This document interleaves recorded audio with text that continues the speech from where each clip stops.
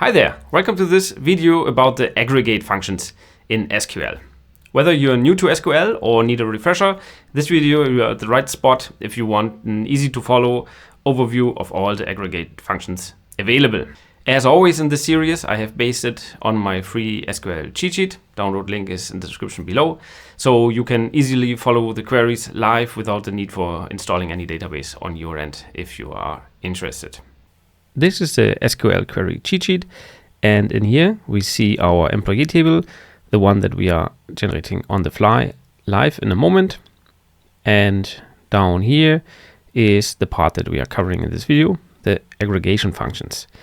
We have the sum, which is used to summarize our columns. In this case, we will be summarizing the salary, and then we will play around with the other aggregate functions that are available. We will have the min to retrieve the minimum, the max to retrieve the maximum, average for the average salary, the count to count the number of rows, and then the count distinct, which is a special case often overlooked, which counts the unique values of one column.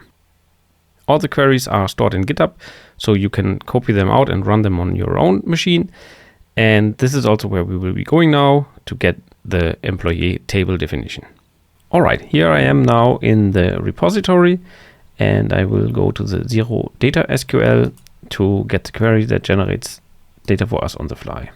I will just go ahead and copy the whole thing. We don't really need to care about the content. It's just, as I said, generating some data on the fly. We can also have a look what it does. If I execute this, we see here's a table coming up. This is in the end, imagine it like a table that we will directly query. Okay, now we have the data available. So let's jump into our first use case. First up, we have the sum function. The sum function is used to add the values of one column, each one by one, to get then a final total. Let's have a look at an example. Okay, so when I go here in the repository to the sum area, I get the query for the sum. Let's just take this one. So let me put it right under here. So what this query will do is from the employee table, the one that we are seeing here, we will be summarizing the column salary. The column salary is this one, and then it will call the result summarized salary. So it will go ahead, iterate through all these 5 rows and add them all up together. Let's run it. And we see that the summarized salary of all those 5 employees is 316,000. Next up, let's talk about the average function. The average function again iterates over all the values we have in one column, but then at the end takes it all together and gets us the average value of that column. Querying the average instead of the sum is as easy as switching out the aggregation function. So instead of the sum, the summarize, we will take the AVG, the average function, and then for consistency's sake, we should then call it maybe the average salary column. Running this, and no surprise, now we have the average. This is 316,000 that we saw before, divided by 5 rows, by 5 employees, and we are at 63,200 average salary. The min and the max functions retrieve us the minimum, respectively the maximum value in one column. So it goes over all the values it finds and looks which is the highest or the lowest. Okay, let's have a look at our minimum and maximum salaries. As you might expect, it's as easy as just switching out the function minimum salary, and inside of one query we can also have multiple aggregations in different columns. So let's say we want the minimum salary and the maximum salary queried in one go. I hit execute, and there we have it. Our minimum salary is 1,000, maximum salary 100,000. Now we will be looking at the count and count distinct functions. The count function is used to go over the list of the values that we have and counts how many are there. Count distinct is a special combination where we will get the number of individual unique values inside of one column. Let's have a look in the code. It will be easier to understand there. All right.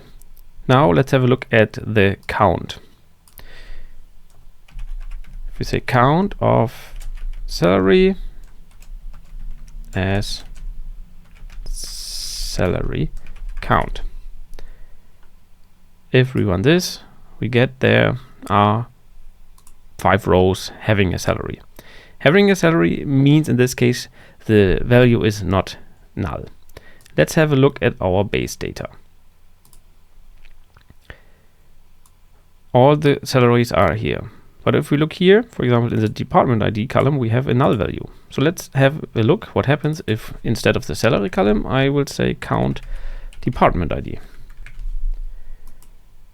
Now we see we have 4 rows with data and 1 unknown. Running it gives me a 4. So that means the count does not count null values, which probably makes sense.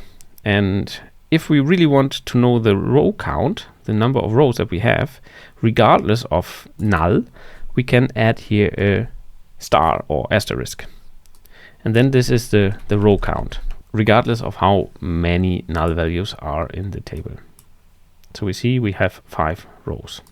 This is the star. Now, let's have a look at our base data again, and we will now come to the count distinct, which is a very cool functionality. Let's see the first name. We see that we have the Ben 2 times in here.